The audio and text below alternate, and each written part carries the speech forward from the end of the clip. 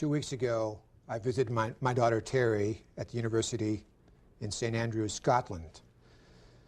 After playing the old golf course there, the old course, which is reputed to be where golf started, and visiting the university thoroughly, I told her that there are three things I love about St. Andrews, Scotland. Number one is the golf course and golf.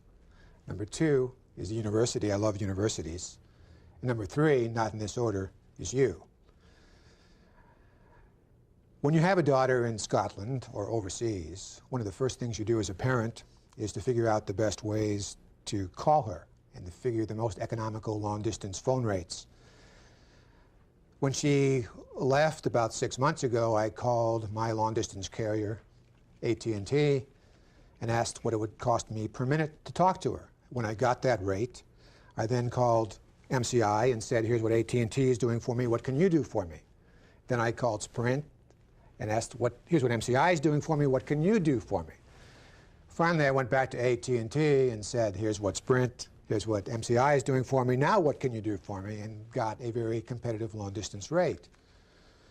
Now, I could do this because companies such as AT&T or Sprint and MCI have lots of data about their customer base. Customer demographics are very important to large businesses, and being able to make sense out of data to be able to figure out what rates to charge, how to keep customers, and still make profit is a very important dimension in business today. Whether it be large companies or small companies, competitive advantage is a major dimension of data analysis. Another company I worked with was a small company. In this case, a travel agency putting together a survival plan. Given the fact that now there were cap rates of $50 per ticket that a travel agency could earn on a domestic travel ticket, this small travel agency was trying to figure out how best to target larger corporations doing international travel, and wanted to build data about travel patterns related to international companies that were doing a lot of business overseas. The point that I'm making is that whether it be large companies, small companies, or whether it be in our personal lives, in that competitive advantage can come through the analysis of data. As an overview to this first lecture, here are the 5 areas that I want to present.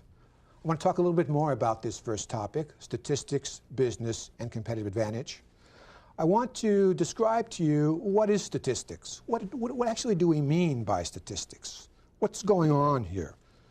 I want to talk to you thirdly about the core activities of statistics. I want to talk to you then about what is probability. How is probability differentiated from statistics? And finally, I want to spend some time with you talking about data sets, classifying data sets, thinking about data sets, and understanding what data sets are all about. Let's next talk about statistics and advantage in a little bit more detail. Today's business environment requires rapid decision making. Also, almost always decisions must be made with less than completed information. What data we do have must be used effectively. And I also want to make the point, and I'll come back to each of these points in a little bit more detail, is that effective decision making is not over-quantified, that there's a rich combination of intuition and quantitative analysis that come together to make an effective business decision. And even as someone who spends a lot of time building analytical models, I'm the first to admit that there's a limit as to the extent to which things can be perfectly modeled analytically, that experience and intuition are major factors in effective decision making. As far as rapid decision making is concerned, in today's business environment, let me mention that we do live in a very tightly wired world. That speed, that fast strategy making are much more commonplace than 10, 15 years ago. We live in a world which moves very quickly. In order to be able to make effective decisions, we have to be able to deal with this time tightness. And as I said, we're always making decisions with less than completed information. Complete information very rarely occurs, so consequently we must make inference from the data that we do have. If we can get good data, if we can bring it together, if we can somehow find it and we can make sense out of it, if we can understand it, we can visualize it, it can help us a great deal in our decision-making process. One way to think about intuition and analysis is to view it this way. I may start out with a preliminary choice, a preliminary decision. Now, I want to bring to bear on this choice two major dimensions. And this is a theme, by the way, which is played up in science fiction as well as in modern day life, that there are two major dimensions. One is the dimension of intuition, which is built by oftentimes experience. And the other is analysis. And I may build a model to help me do the analysis. The end product of all this, if I do things correctly, the end product of all this will be a refined choice, a refined decision. What I'm suggesting to you, first and foremost, is that even though this is a course on statistical analysis and data analysis and making sense out of data, that it's intuition and experience which also must be brought to bear, but I don't want to downplay or ignore the fact that if I can do some analysis to help me refine my choice, if I can work with the data in such a way to give me insight to refine my decision-making, to refine my choices, I should do this because I'm going to be at an increasingly competitive disadvantage if someone else is doing this. If another long-distance carrier has making sense out of the world through the model that they have built more effectively than me, then I'm going to be at a competitive disadvantage relative to them unless I have built the model, unless I've thought about my world in such a way which brings analysis to bear. And one of the things we're going to be doing in this course is talking a lot about a lot of different ways of doing this type of analysis, of building the type of models that enable us to make better sense of our world. At the same time, not ignoring the all-important dimension of intuition and experience. Now, a word about models.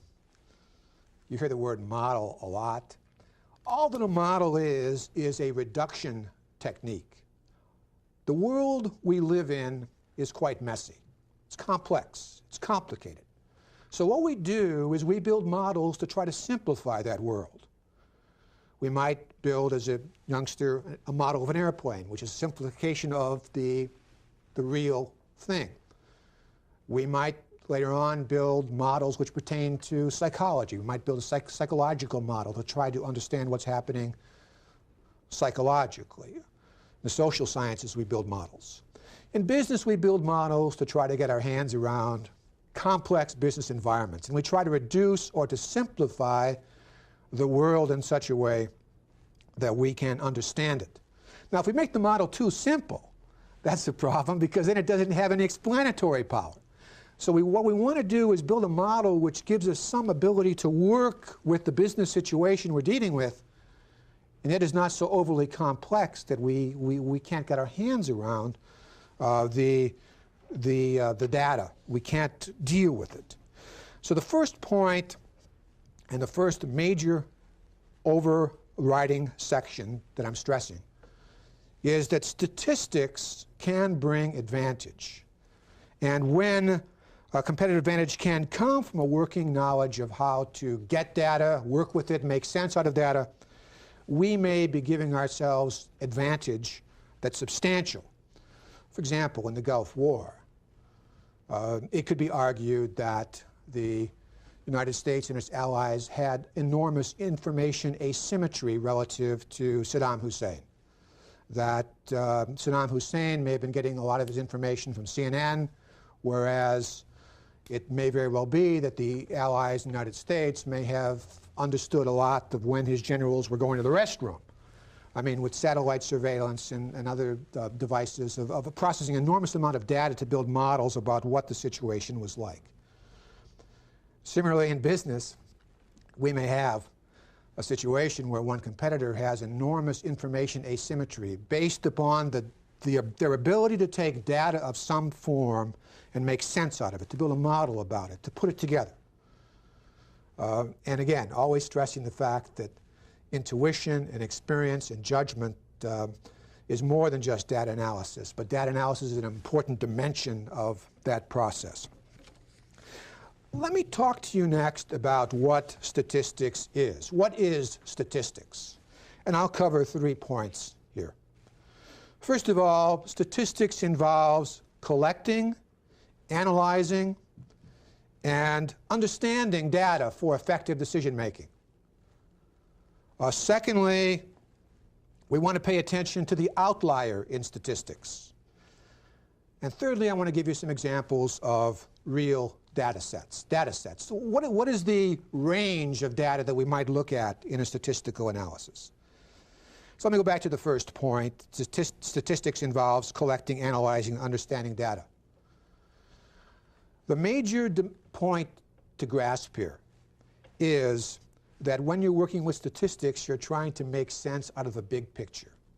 You're trying to deal with this table of inert data in some form and bring it to life. You're trying to take this ugly data table and turn it into a beautiful princess or prince or handsome prince. You're trying to have its key characteristics come out in such a way that it gives you insight, that you see a solution to a problem, that you're able to make more effective decisions. Now, I mentioned also about attending to the outlier. What we mean by an outlier is a data point that's away from the others, a data point or data points. Good statistical analysis pays attention to that outlier.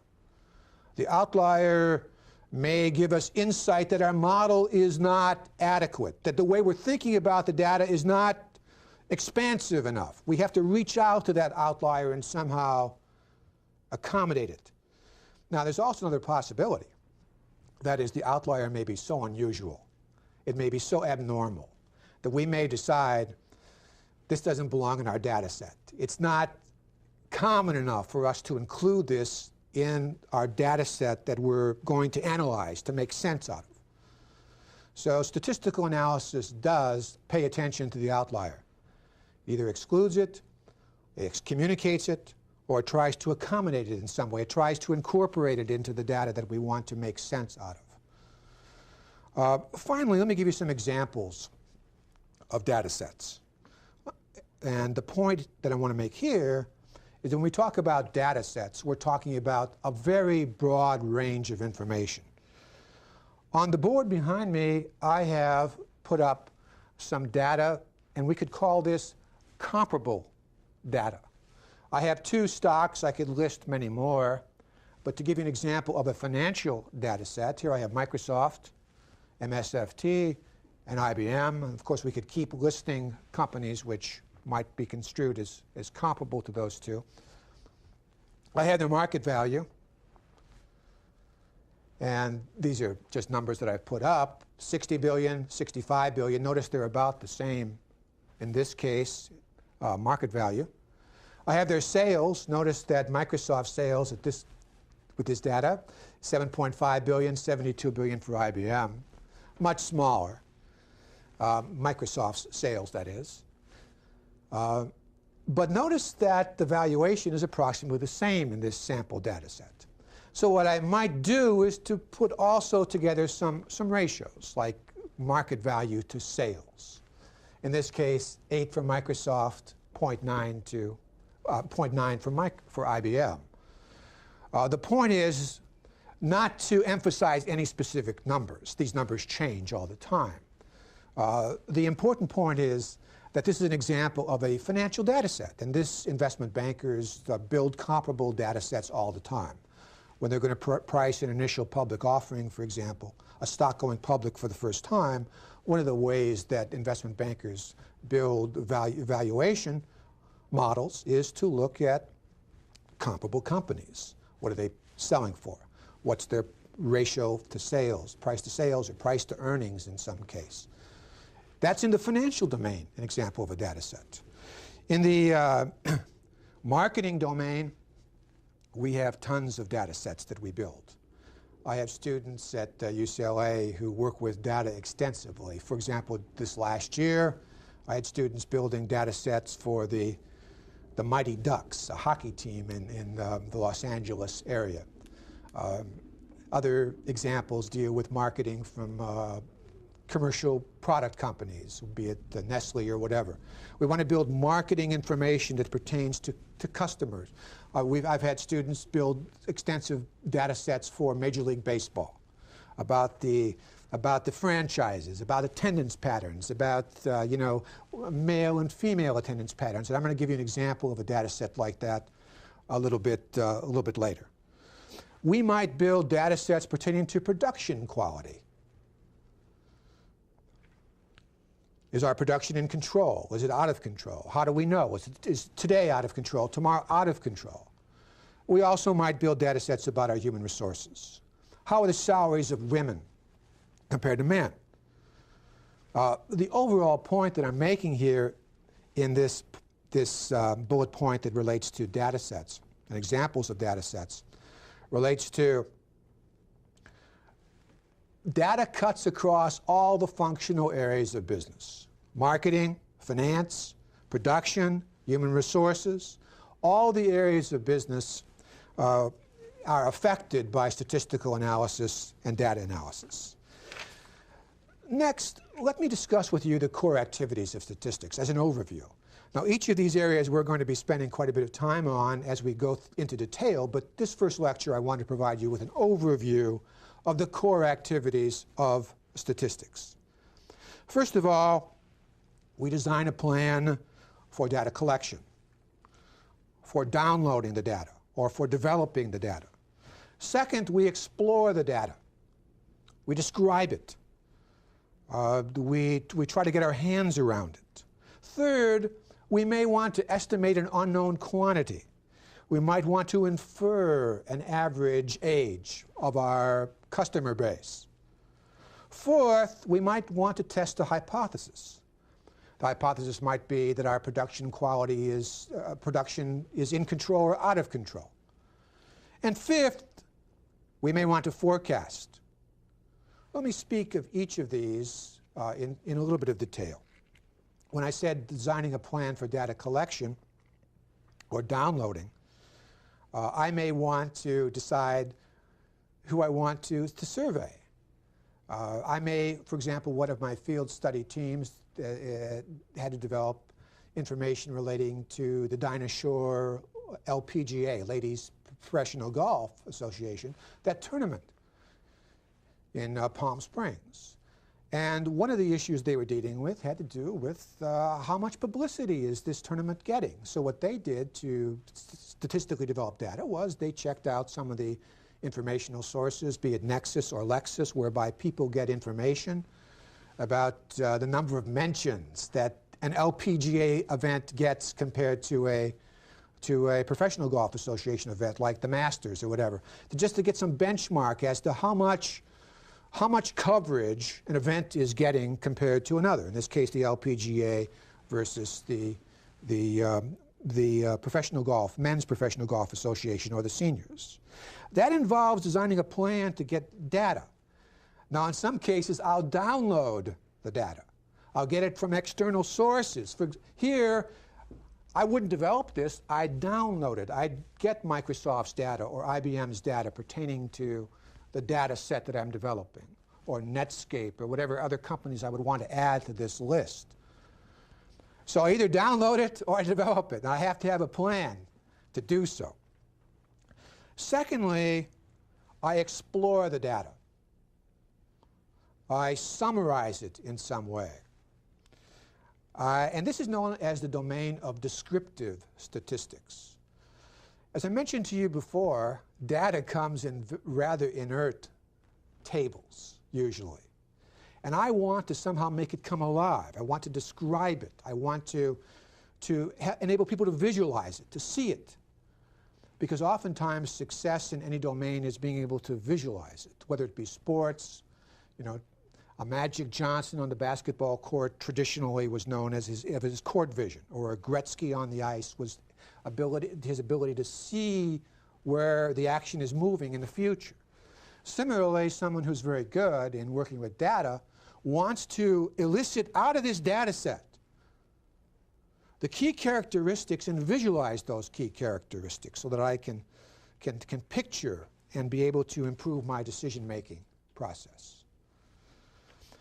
Now, based on this sample data, thirdly, I may want to estimate an unknown quantity. If describing the data is known as descriptive statistics, moving from sample data to population. Now, trying to take a sample and to try to infer what the average age for my fans are, or is, I may also want to use what is known as inferential statistics, to infer a quantity. What's the average age of the teaching company's audience, or whatever, or the average income? I may want to make an inference about a population in general, and to do so, I can't go out and survey everybody or talk to everybody. I have to be able to take a sample, and I want to move from the sample data to some population parameter, is what we call the great average in the sky, which we don't know, but we want to try to move to in some way. And we'll talk more about this as we get into inferential statistics, about how this works. Now, I may not be very certain. I may not be perfectly certain about making this movement from sample data to population parameter. So what I may do is build what we call a confidence interval, a range around the sample statistic that I developed, the average age or the average income. And I put a little interval around it to try to gain more confidence that I really have obtained the average salary for my executive MBA class or whatever. So the point is here that I'm moving from sample data to population parameters, and I want to be able to have the appropriate techniques to do that. These techniques we will discuss. Now, hypothesis testing, as I've mentioned to you, deals with the issue of two competing ideas or notions, which is correct. And we'll talk about how this works also. For example, my production process is in control or out of control. And I want to be able to make a judgment as to which is the correct conclusion. And finally, forecasting. When I use statistics to forecast, I may be, say for example, Starbucks coffee moving into the Chicago market. And I want to forecast my sales for a new location based upon a number of factors, such as customer demographics, such as my pre-opening expenses. And when restaurants or Starbucks have an opening, they have promotions to get the community in. And sometimes those promotions are not small, particularly for a restaurant. I develop a pre-opening ceremony almost in some cases. I may have other things such as location, obviously, which become factors in enabling me to predict what my sales or sales per square foot in the case of a Starbucks or a restaurant might be. So when I build a forecasting model, what I'm doing is trying to predict what's likely to occur in the future. Those are the core activities of statistics. The next distinction I would like to make is a distinction between probability and statistics. Now with probability, I do the inverse of statistics. With statistics, I start with what happened. I observe something. I go out and actually survey the fans at Dodger Stadium. And I try to infer how, on average, how far do they go to the ballpark for the entire population. So I'm moving from what happened, what I observed, to how the world works. And how the world works has to do with who are all my fans. How far are they traveling to the ballpark? Now with probability, I do the inverse. As opposed to starting with what happened, what I observe, I start with how the world works. How does my world work? And then I try to forecast, to deal with what's going to happen. And as you'll see, one of the lectures we'll have going forward deals with simulation. And I can build some pretty complicated models to enable me to predict what the future will look like. Now, no one predicts the future perfectly, but I can build some reasonably complex models to help me get some probabilistic sense as to what the future may be. So once again, I want to distinguish statistics and probability clearly in your mind. With statistics, I start with what happened, what I observe. I actually go out and collect something, and I try to say, how does my world work? With probability, I start with a notion of how my world works. This coin is a fair toss, heads and tails. That's a notion of how it works. And then I try to go forward and say, what will happen? What will occur? How many heads out of 5 flips will I get? How many times will the roulette wheel come up red, out of 10 rolls? I try to deal with and predict what will happen based upon a notion of how my world works. Very different than statistics, where I'm trying to get to the notion of how my world indeed does work, but I start with observing data. So, for example, with probability, I may have the following question. Now, if there's a 40% chance that a competitor is going to enter my market during the next year, what are my chances of being profitable next year? Or if there's a 60% chance that a competitor will enter within 2 years, how does that impact my cash flows over the next 3 years? The notion is that here I'm starting with a statement about how my world works, and I want to make some judgment about what will happen in the future. So please keep clearly in your mind, and we'll see this as we study both probability and statistics, that they start with different points of view. In fact, they can be viewed as the inverse of each other. Now, let me talk about classifying data sets. Data sets can be classified by measurements called elementary units. And data sets can be classified by the number of variables for each elementary unit: univariate, bivariate, or multivariate. So for a data set, what I'm doing is I am starting out with elementary units. It might be I'm tracking salaries for my employees. So I have Tom, Sue, Sally. These are elementary units.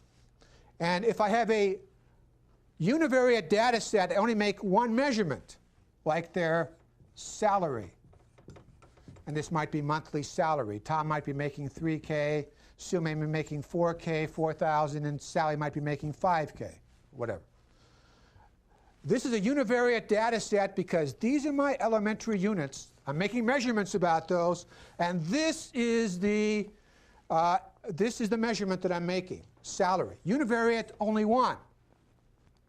Now, if I go to a bivariate data set, I'm making 2 measurements about each of my elementary units.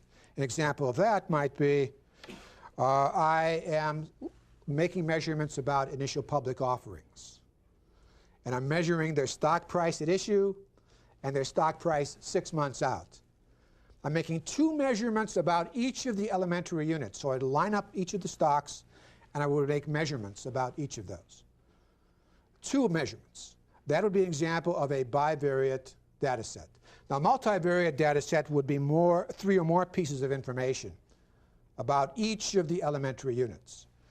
So when we classify data sets, we talk in terms of univariate, bivariate, or multivariate, depending on how many measurements we're making for each of the data sets. Now, let me talk next about how data can be classified. Data can be classified by whether or not time sequence is important, time series versus cross-sectional.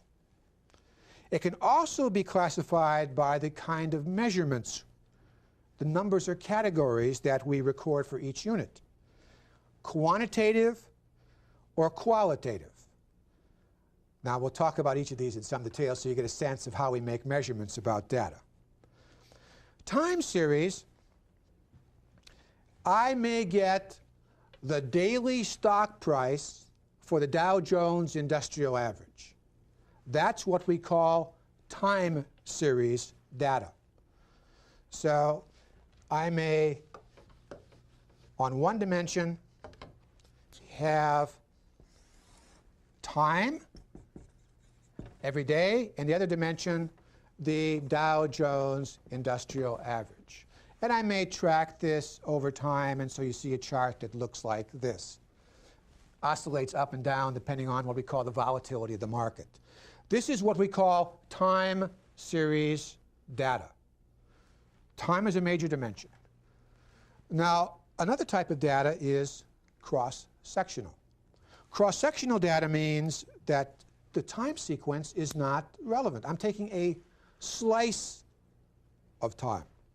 I'm just taking one moment in time. An example of cross-sectional data might be the following. Let's say that I want to provide for you basketball rankings for various college teams. So I might list here the college and the ranking. Now, notice this is only meaningful in cross-sectional data at one slice in time. So this might be as of February 1st of some year, year XX. Now, I have some bias being from UCLA, so I may include UCLA here and say put them number 1, but we'll try to get somebody from all parts of the country here. I may have Kentucky here, at number 2. I may have UMass, at number 3, and I may have, Illinois at number 4. This is a cross-sectional data set. And it's cross-sectional, once again, because it's taking a slice in time and giving measurements for each of these elementary units. Now, I'm spending some time building up some definitions here, because we're going to be using these definitions, and I want to be sure that you're comfortable with the vocabulary of statistics, because as we go on, we build on all of these things, and we want to be sure that you're comfortable with what we're doing here. Now, we can also talk in terms of the kinds of measurements we make. We can either make quantitative or qualitative measurements. Quantitative measurements can either be discrete or continuous. Now, let me give you an example of discrete versus continuous. So let's talk in terms of quantitative data first. An example of discrete measurements for quantitative data would be, how many times are you going to fill your coffee cup today? It's 1, 2, 3. It's going to be a countable number of times. It's able to be listed. That's what we mean by discrete. How many games did you attend at Dodger Stadium? Discrete, or Yankee Stadium.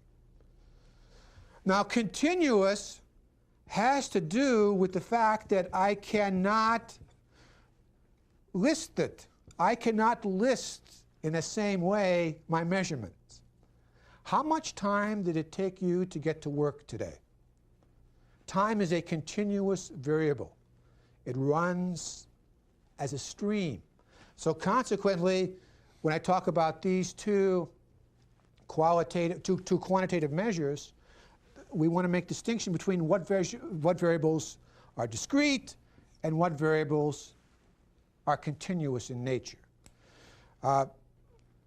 For us, a continuous variable is any numerical measure which is not able to be listed, not able to be discrete. Now also, we have what we call qualitative variables. So these are quantitative variables, and we may want to make measurements about each of these. We also have qualitative variables. And oftentimes, qualitative variables become very important for us as we build data sets. Now, qualitative variables can be ordinal or nominal. Okay, so we have ordinal or nominal. And I'll give you examples of these in a data set in just a minute in more detail. But let me talk about ordinal data. Ordinal data is able to be ranked in some way. For example, the value line is an investment advisory service. And value line data ranks stocks as to timeliness of the investment as well as safety. And it'll give it a 1, 2, 3, 4, or 5. It might give a certain percentage of its stocks a 1 and a certain percentage of 5. They may, what we call, distribute those rankings across the total universe of stocks that it follows. That's an example of ordinal because, in a sense, a 1 is viewed as more timely than a 5, or a 2 is more timely than a 3. So there's meaning, even though technically I don't add or crunch these like I would a quantitative variable. Still, with qualitative variables, and if they're ordinal, there's some meaning in the ranking, and that is distinguished from nominal. A nominal qualitative variable is there is no implied ranking. Male or female is an example of a nominal variable. There's no implied ranking. So to summarize, when we talk about classification of data sets, we talk about data and measures as either being quantitative or discrete if they can be listed, continuous if they're a stream like time, qualitative, ordinal if they have ranking associated with them, and nominal if they are just names. An example of a nominal variable might be I am building a model to determine whether or not how much I should price real estate.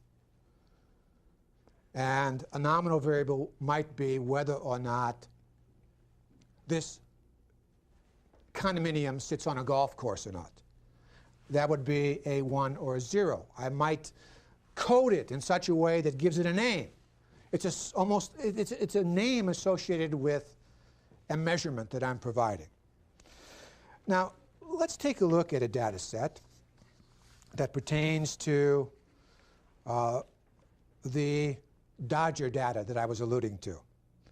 And on this slide, you'll see that I have listed fans. I have various, I've gone out and I have surveyed a series of fans. I'm not going to reproduce the entire data set, but notice that I have fan A, B, C, D, etc.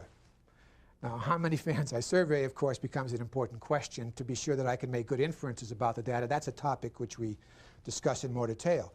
And then I'm making measurements. How many games did you attend this season? How old are you? This is a multivariate data set. I'm making numerous measurements.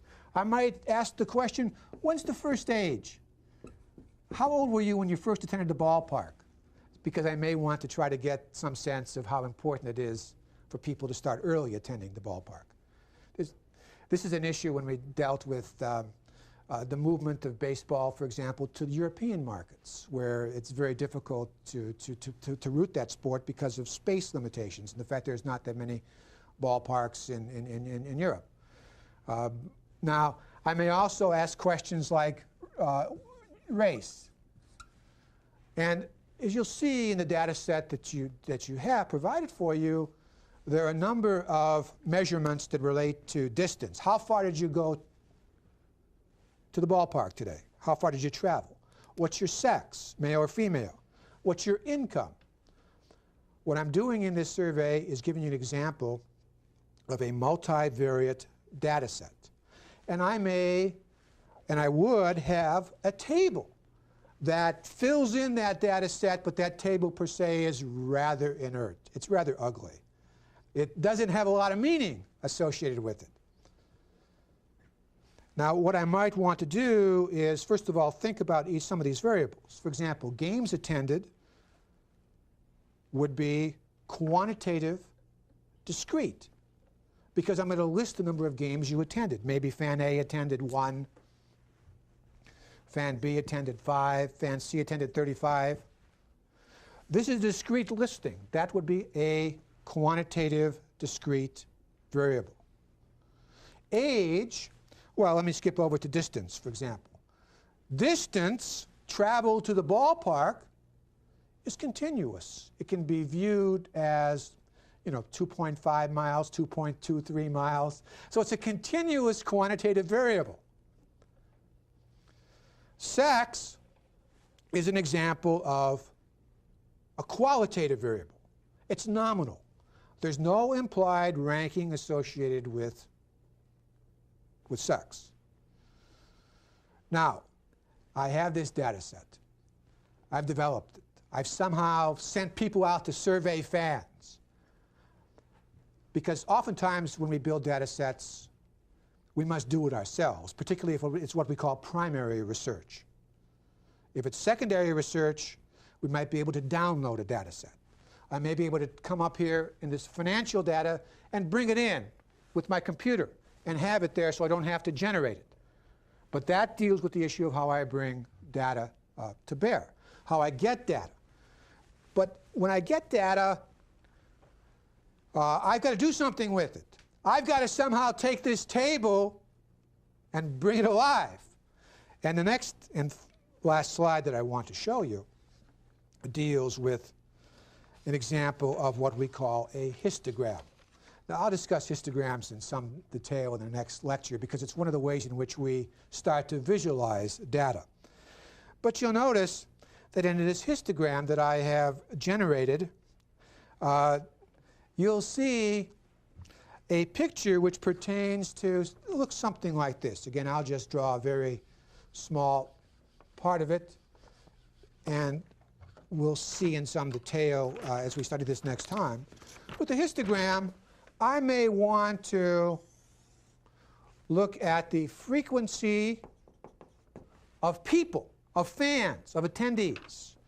And here is games per season.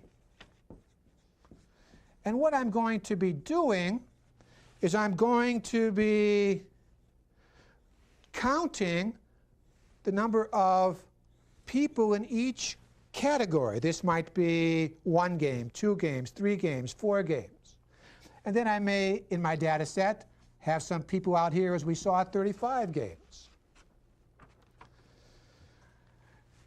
This is what's called a histogram. It's giving me a frequency count of my data set by games per season. Now, I want you to notice something about a histogram such as this. First of all, it's an example of visually portraying data to add meaning. Remember, we just don't do statistics to crunch numbers. I mean, we're here to bring meaning to a situation. And looking at this data set, you might conclude that there's 2 types of attendees. There are the regular fans and the super fans. or the season ticket holders, however we want to think about the data. So by tracking these patterns, this histogram has brought out some meaning in the data, some information in the data. It's added value in thinking about my world. So to conclude with this first lecture, statistics is here to give us the big picture.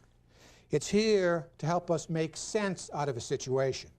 And whether it's fan attendance or whether it's financial performance, one of the key elements we want to stress in this lecture is the use of statistics to make sense, to give you the big picture out of a data set.